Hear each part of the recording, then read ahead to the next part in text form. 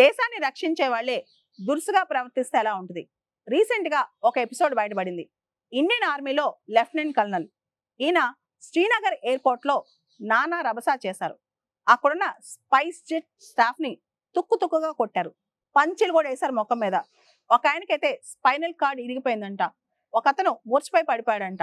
అసలు ఇండియన్ ఆర్మీలో పనిచేస్తున్న లెఫ్టినెంట్ కల్నల్ ఆయనకి ఇంత కోపం ఎందుకు వచ్చింది? అసలు ఏం జరిగింది? రీసెంట్ గా ఆయన శ్రీనగర్ ఎయిర్పోర్ట్కి వెళ్ళారంట, ఢిల్లీకి ఫ్లై చేయడానికి స్పైస్ జెట్ ఎయిర్లైన్స్ ద్వారా. అయితే క్యాబిన్ బ్యాగేజ్ ఏదైతే ఉందో అతను తీసుకెళ్లాల్సిన దానికన్నా డబుల్ తీసుకెళ్తుంటే స్టాఫ్ ఆపారంట. ఆపినా వినకుండా ఏరో బ్రిడ్జ్ ఎక్కేశారు. ఎక్కిన తర్వాత సిఆర్పిఎఫ్ వాళ్ళు ఆయన పట్టుకొస్తుంటే ఆయనకి చాలా కోపం వచ్చేస్తుంది. అక్కడ స్పైస్ జెట్ స్టాఫ్ పై దురుసుగా ప్రవర్తిస్తూ వాళ్ళ పైన దాడి దిగారు. దిగడమే కాదు, వాళ్ళు విపరీతంగా కొట్టారనమాట. కొట్టిన వెంటనే వాళ్ళు మూర్చపడి పడిపోయారు కూడా. దాంతో స్పైస్ జెట్ ఇమీడియట్ గా రెస్పాండ్ అయింది. ఇండియన్ ఆర్మీకి కబురు పంపించింది. ఇండియన్ ఆర్మీ ఒక స్టేట్మెంట్ ఇచ్చింది.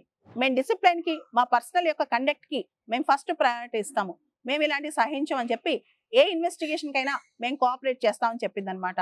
సో ఇతని పైన అనేక సెక్షన్స్ కింద బిఎన్ఎస్ లో సెక్షన్ 115 క్లాస్ 2, అదేవిధంగా section 126 class 2, section 351 class 2 and section 131 కింద కేసులు నమోదయ్యాయి. ఈ లెఫ్టినెంట్ కల్నల్ పేరు రితేష్ కుమార్ సింగ్ అనమాట. ఈయన నార్థన్ కాశ్మీర్ లో గుల్మార్గ్ ప్రాంతంలో ఉన్న హై ఆల్టిట్యూడ్ వార్ఫేర్ స్కూల్లో పనిచేస్తున్నారు అనమాట. ఈయన విపరీతమైన అగ్రెసివ్ బిహేవియర్ చూపించారు.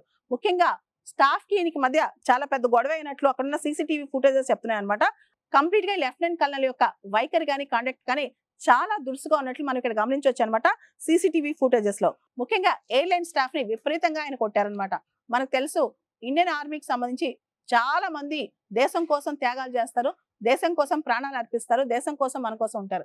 అయితే అతి కొద్ది మంది వాళ్ళ యొక్క పదవిని వాడుకుని, ముఖ్యంగా ఇండియన్ ఆర్మీలో వాళ్ళకున్న పొజిషన్స్ వాడుకుని కొన్నిసార్లు సివిలియన్ ప్లేసెస్ లో వాళ్ళ అధికారాన్ని మిస్యూజ్ కూడా చేస్తుంటారు. ముఖ్యంగా బయటకు వచ్చినప్పుడు పబ్లిక్ లైఫ్ లో వాళ్ళ యొక్క వైఖరిని, యాటిట్యూడ్ కూడా చూపిస్తూ ఉంటారు అనమాట. మనకి నార్త్ ఈస్ట్ ప్రాంతంలో కొన్ని సెన్సిటివ్ ఏరియాస్ లో కూడా ఆఫ్స్పా, armed forces special powers act అని ఉంది. దానిలో వాళ్ళకి ఇచ్చిన అధికారాల కంటే కొన్నిసార్లు వాళ్ళు మితిమీరి ప్రవర్తిస్తూ ఉంటారు. దానికి సంబంధించి కూడా చాలా మంది పోరాడారు. ఐరోమ్ షర్మిలా అని మణిపూర్ లో ఒక ఆవిడ 16 సంవత్సరాల పాటు ఫాస్టింగ్ ఉన్నారు ఆఫ్స్పాన్ ఎత్తేమని చెప్పి.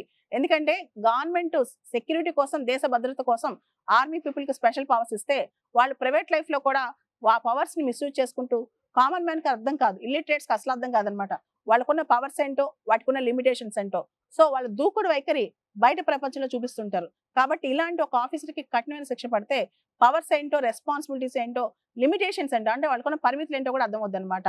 అతనికున్న అధికార దర్పం ఉపయోగించి తనకున్న అగ్రెసివ్ బిహేవియర్ తో అందరినీ చావబాతే కామన్ మ్యాన్ ఊరుకుంటాడా? ఏ ఎయిర్లైన్స్ అయినా సహించుద్దా? ఇలాంటి వాళ్ళకి గట్టిగా డిసిప్లిన్ రియాక్షన్ తీసుకోవాలి.